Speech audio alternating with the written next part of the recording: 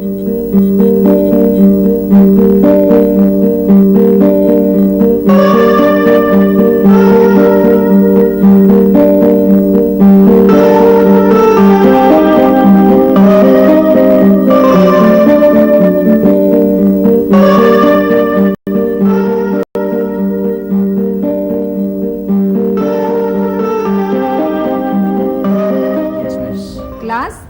अशोक है, हमारे स्कूल का नया स्टूडेंट। हाय।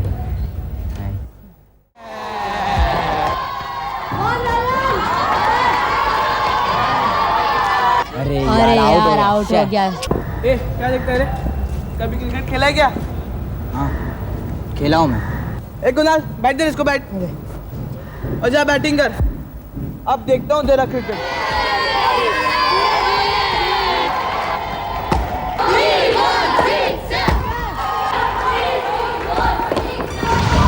अरे क्या हुआ, क्या हुआ? अरे क्या हुआ?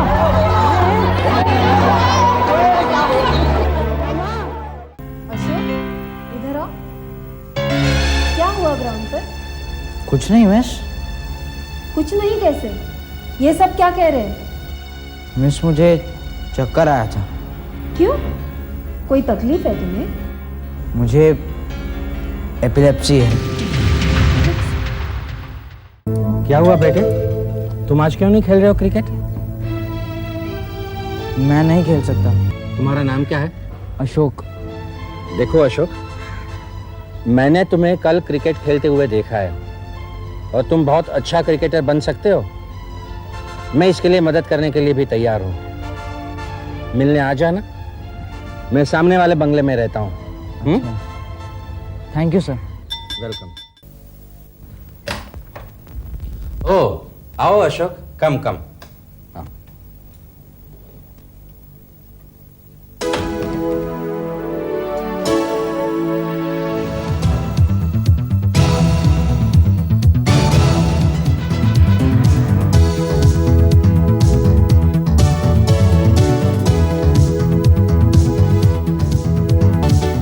आप विजय घानेकर? पहचान लिया? हाँ गुड। क्या तुम्हें पता भी है कि विजय घानेकर को एपिलेप्सी है? क्या आपको? तो फिर ये सब? यही समझाने मैंने तुम्हें यहाँ बुलाया है। आओ बैठो, कम।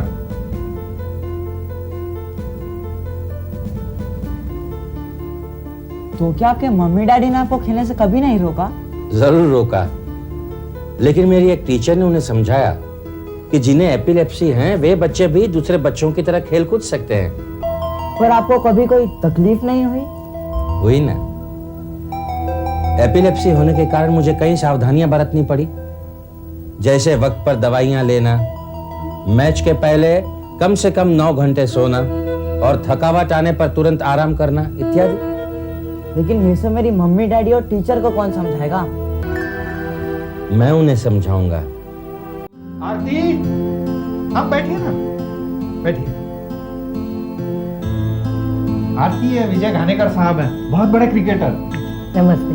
नमस्ते। मैं आपसे अशोक के बारे में बातचीत करने के लिए आया हूँ। लेकिन आप अशोक को कैसे जानते हैं? कल जब मैं कुछ काम के लिए अशोक के स्कूल में गया था, तब मैंने अशोक को दूसरे बच्चों के साथ क्रिकेट खेलते हुए देखा। हाँ, लेकिन क्या करूं, मेरी मानता ही नहीं है। बच्चा है ना। पर बच्चा होने के बावजूद वो बहुत अच्छी क्रिकेट खेलता है। अगर उसे इसी उम्र में सही तालीम मिले ना, तो बड़ा होकर वो एक अच्छा क्रिकेटर बन सकता है। लेकिन सर, अशोक तो एपिलेप्सी का मरीज है, वो कैसे खेल सकता है क्रिकेट? अगर ये सच होता तो मैं अब तक इस दुनिया में ही नहीं होता। जी? मुझे भी एपिलेप्सी है। क्या आप भी? और आपको तो पता ही होगा कि मेरी सारी जिंदगी क्रिकेट खेलते हुए ही गुजरी है। लेकिन एक एपिलेप्सी का मरीज ये कैसे कर सकता है?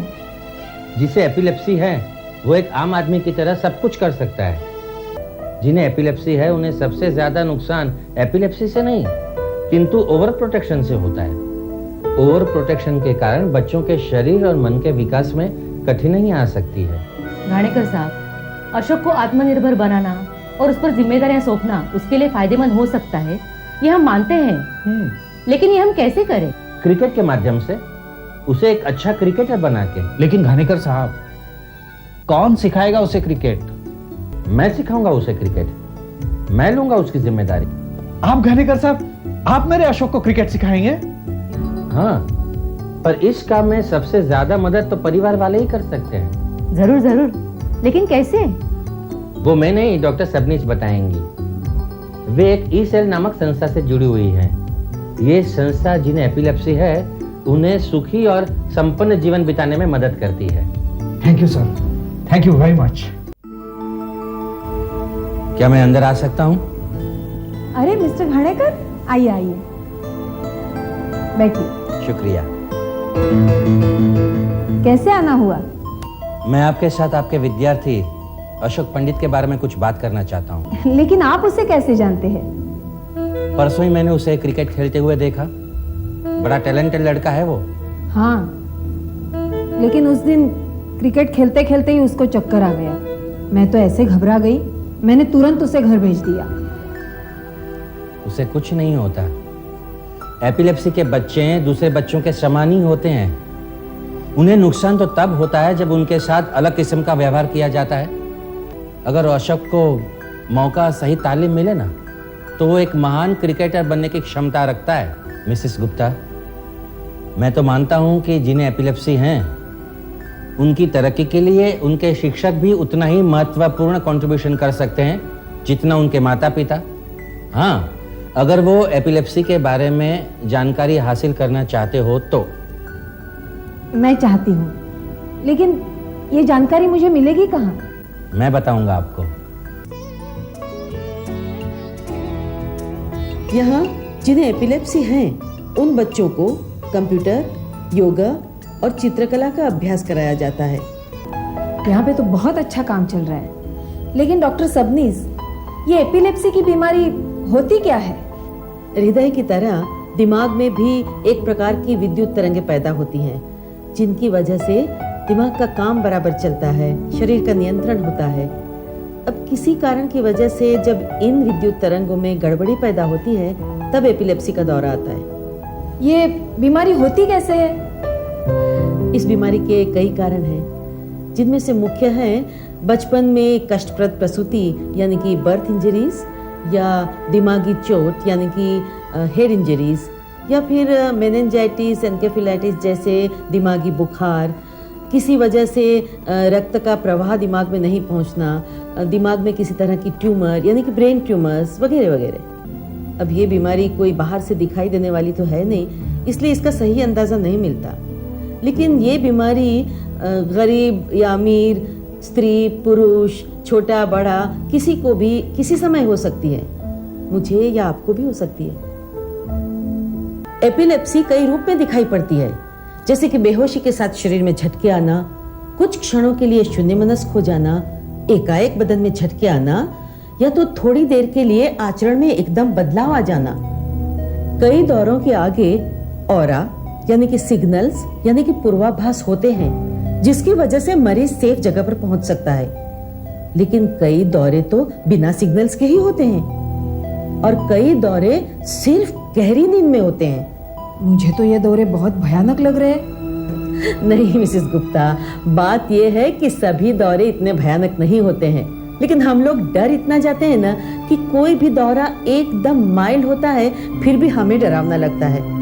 हर दौरा खत्म होने पर जब मरीज बेहोशी से बाहर आता है तो हमें डरे हुए और चिंतित देखकर शर्मा जाता है, और इसी वजह से उसके मन में इंफीरियरिटी कॉम्प्लेक्स पैदा होता है। थैंक यू डॉक्टर, आज आपने मुझे एपिलेप्सी के बारे में बहुत कुछ बताया। अब ये बताइए कि अगर किसी को एपिलेप्सी का दौरा पड़ जाए तो हमें क्या करना चाहिए? बहुत अच्छा सवाल पूछा आपने मिसेस गुप्ता। इस विषय के बारे में काफी गलतफहमियां मौजूद हैं, इसलिए सबसे पहले तो ये जान लेना जरूरी है कि क्या नहीं करना चाहिए। जैसे कि चप्पल या प्याज नहीं सूंघाना चाहिए, और जब तक कि पेशेंट बेहोशी से बाहर ना आ जाए, न उसे पानी पिलाना चाहिए और न तो किसी प्रकार की दवाई देनी चाहिए। सबसे पहले तो ये जरूरी है कि मरीज के आसपास की सारी तीक्ष्ण वस्तुएं जैसे कि पत्थर इत्यादि दूर किए जाए कि मरीज को उससे हानि न पहुंचे। मरीज के सर के नीचे कोई नरम चीज रख दी जाए, जैसे कि टोपी या रुमाल इत्यादि। फिर मरीज का सर एक तरफ मोड़कर रख दिया जाए ताकि उसके खुद के थूक से उसका दम न घुटे। और बाद में मरीज के कपड़ों के बटन खोल दिए जाए ताकि वो खुलकर आसानी से सांस ले सके। ये तो हुई दौरे के नियंत्रण की बात, लेकिन अगर एपिलेप्सी का इलाज छोटी उम्र से ही शुरू किया जाए, मरीजों को नियमित रूप से दवाई दी जाए और डिसिप्लिन जीवन बिताना सिखाया जाए तो 70% बच्चे दौरा मुक्त जिंदगी बिता सकते हैं। अच्छा, इसके साथ साथ माता पिता और शिक्षकों का फर्ज बनता है कि उन पर सुरक्षा का अतिरेक न करें, उन्हें खुद पर जिम्मेदारियां लेने के लिए प्रोत्साहित करें ताकि उनका आत्मसम्मान बना रहे। तो क्या ये बीमारी ज्यादातर बच्चों में ही पाई जाती है? जी हाँ, 70% मरीजों में पहला दौरा 20 साल की उम्र के पहले ही आ जाता है और ये इंसान के जीवन का विकास काल माना जाता है। इसलिए ये बहुत जरूरी है कि हम लोग ऐसा कुछ न करें जिसकी वजह से एपिलेप्सी के मरीजों के मन में ये बीमारी एक बहुत बड़ा बोझ बन जाए। और इसके साथ साथ दूसरे बच्चों को ये समझाना भी बहुत जरूरी है कि एपिलेप्सी कोई खतरनाक बीमारी नहीं है। उन्हें एपिलेप्सी के मरीजों के साथ बिल्कुल वैसा ही बर्ताव करना चाहिए जैसा कि दूसरे बच्चों के साथ किया जाता है। Thank you very much doctor Sabnis. Modern high school और पॉपुलर के बीच होने वाला फाइनल मैच बहुत ही एक्साइटिंग मोड पर। अशोक, इसके बाद तुम्हें जाना है and don't let us down. Prakash Raut batting कर रहे हैं और उन्होंने फिर से एक आसान बॉल खेली, कोई रन नहीं। और ये गई प्रकाश राउत की विकेट। मॉडर्न का स्कोर 75 रन। मॉडर्न के नए खिलाड़ी अशोक पंडित आ रहे हैं और पहली गेंद में बहुत अच्छा शॉट मिड विकेट की ओर और एक चौका कवर्स की ओर। Oh what a shot! Ashok Pandit ने सिक्सर मारा और एक और चौका। ओह क्या बात है, ये आखिरी चौका। इसके साथ ही मॉडर्न ने 156 रन बनाकर जीत हासिल कर ली। अशोक पंडित ने बनाए 52 रन।